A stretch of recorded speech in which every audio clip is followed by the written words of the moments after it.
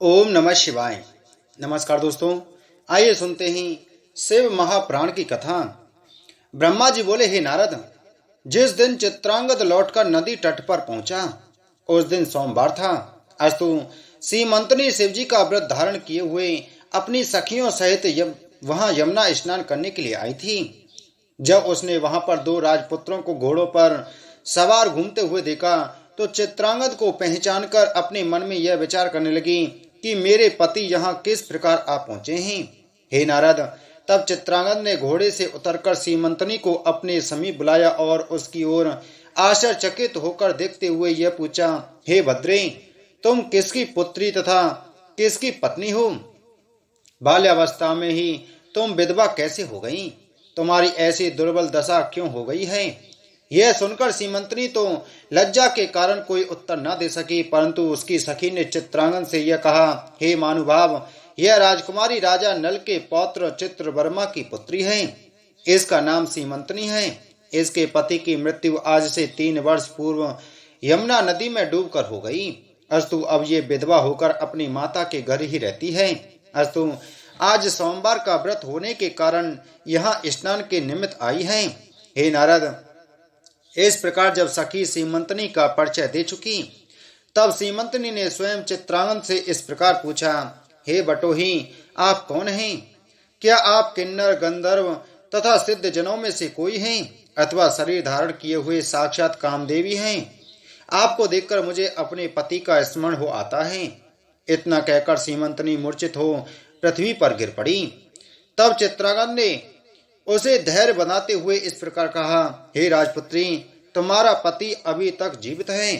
तुम्हारे शुभ कर्मों एवं सोमवार के व्रत के प्रभाव से वह शीघ्र ही तुम्हारे समीप आने वाला है।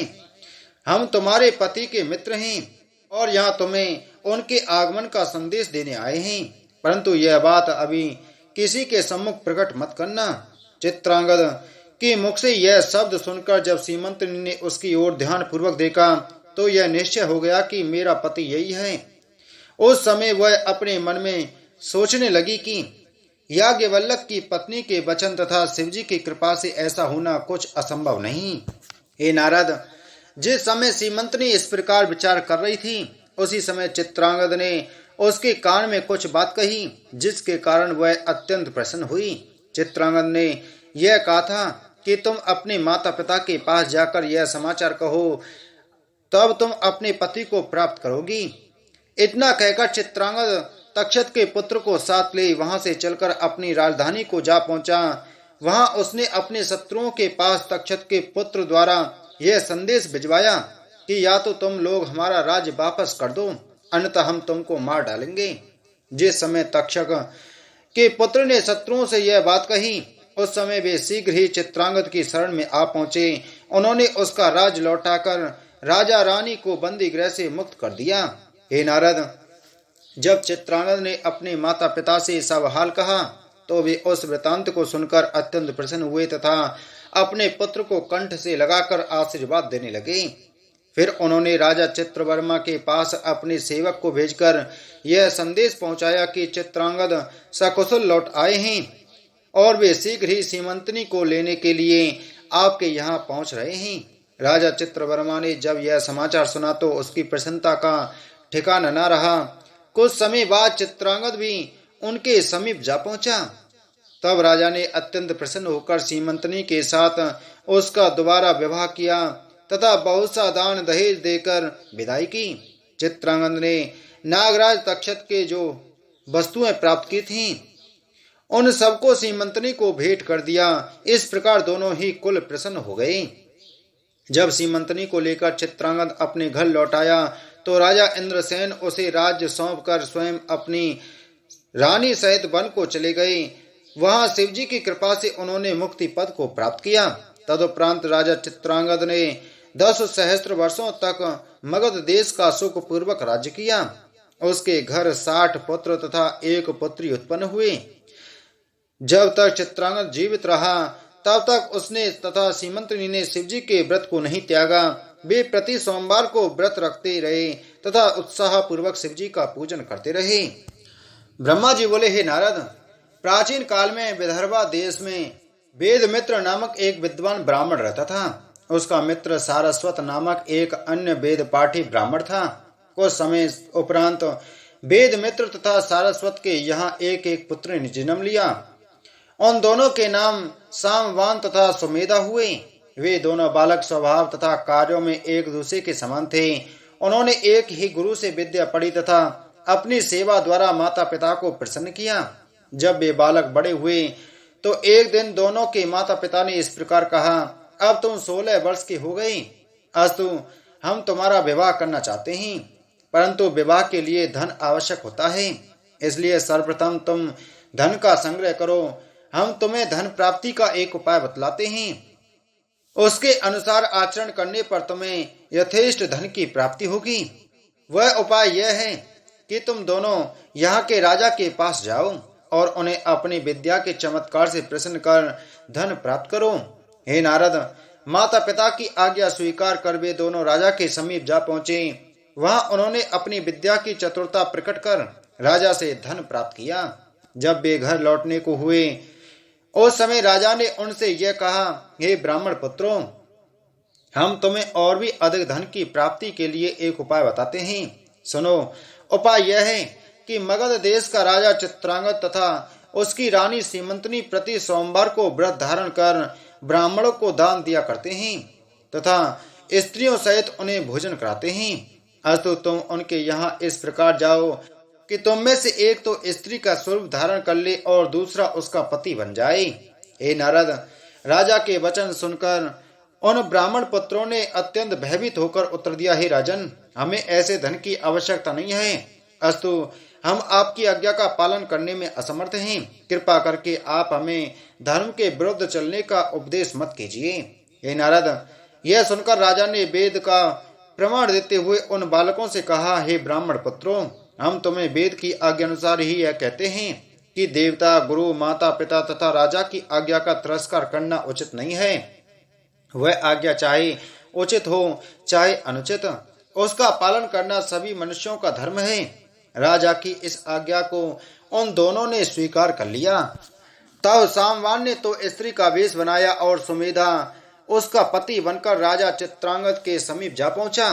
संध्या के समय शिव पूजन करने के उपरांत जब राजा रानी ने सभी ब्राह्मणों को उनकी पत्नियों सहित शिव पार्वती का रूप जानकर दान देना आरंभ किया, तब सुमेधा और सामवान भी पति पत्नी के रूप में उनके सम्मुख उपस्थित हुए। उस समय रानी सीमंतनी सामवान को कृतम नारी के रूप में देखकर बहुत हंसी। फिर भी राजा रानी ने उन दोनों को गौरी शंकर का स्वरूप जानकर पूजा तथा भोजन आदि कराकर बहुत दक्षिणा देने के उपरांत विदा किया।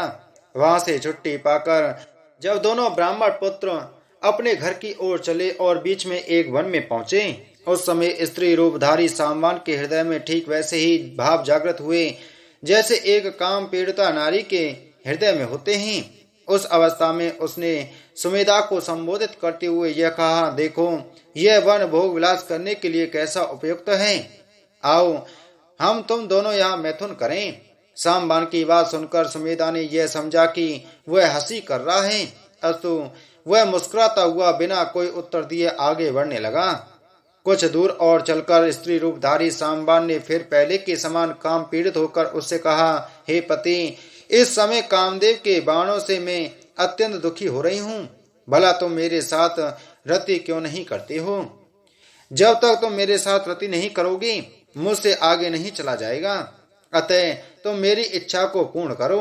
इन शब्दों को सुनकर जब सुमेधा ने पीछे मुड़कर देखा तो उसे ज्ञात हुआ कि वास्तव में ही सामवान एक परम सुंदरी स्त्री के रूप में बदल गया है और उसके नेत्रों से काम वासना प्रकट हो रही है। तब उसने उसे संबोधित करते हुए कहा, हे सामवान, तुम वेद पाठी ब्रह्मचारी निष्पाप ब्राह्मण पुत्र हो, फिर भला मुझसे ऐसी बातें क्यों कर रहे हो?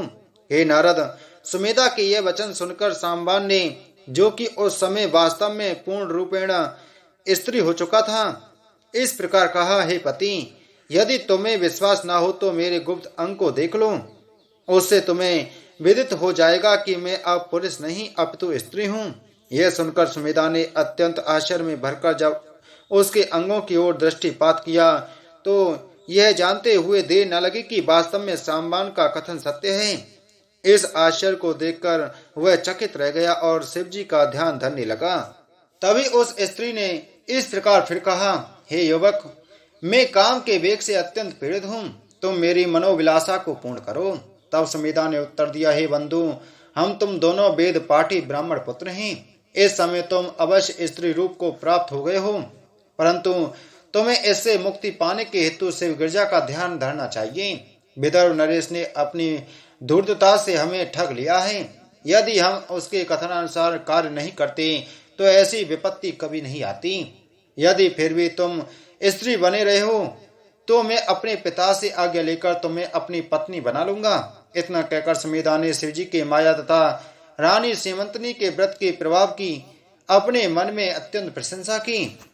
हे नारद, इस प्रकार समीदा ने स्त्री रूपी सामवान को बहुत कुछ समझाया, परंतु काम के वशीभूत होने के कारण उसने एक भी बात नहीं मानी।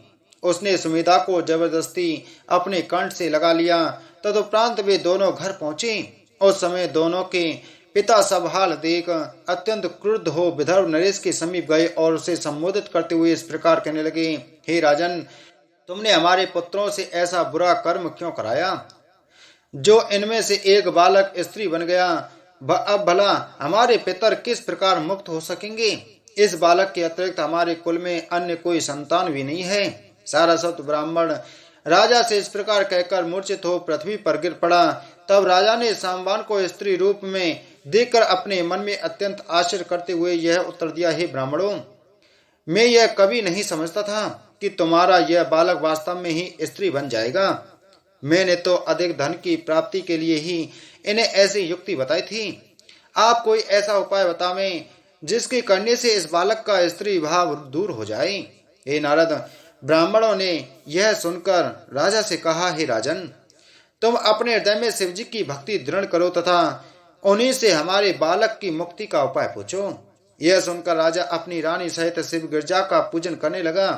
उसने अनेक प्रकार के उपायों द्वारा शिव गिरजा को प्रसन्न कर लिया तथा गिरजा जी ने प्रकट होकर राजा से वर मांगने के लिए कहा। उस समय राजा उनकी प्रार्थना करते हुए बोला, हे भगवती, मैं यह चाहता हूँ कि सारस्वत ब्राह्मण का पुत्र जो स्त्री बन गया है वह फिर से पुरुष हो जाए।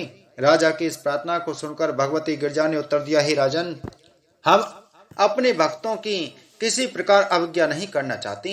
अस्तु, तुमसे यह कहती हैं कि तुम इस बालक का विवाह सुमिधा के साथ कर दो। इतना कहकर जब गिरजा अंतर्ध्यान हो गई तब राजा ने दोनों ब्राह्मणों को बुलाकर सब वृतांत कह सुनाया। उसे सुनकर सारस्वत ने अपने लड़के का विवाह सुमिधा के साथ कर दिया। तब वे दोनों पति पत्नी बनकर प्रसन्नता पूर्वक विहार करने लगे। भगवती गिरजा की कृपा से सारस्वत ब्राह्मण को एक दूसरे पुत्र की प्राप्ति हुई। हे नारद, रानी सीमंतनी ने सोमवार का जो व्रत किया था उसकी महिमा का यह प्रत्यक्ष चमत्कार तुम्हें मैंने सुनाया है। इस चरित्र को जो कोई सुनता, सुनाता अथवा पढ़ता है उसे भी दोनों लोकों में आनंद प्राप्त होता है। बोलो शिव महाप्राण की जय। बोलो शिव शंकर भगवान की जय।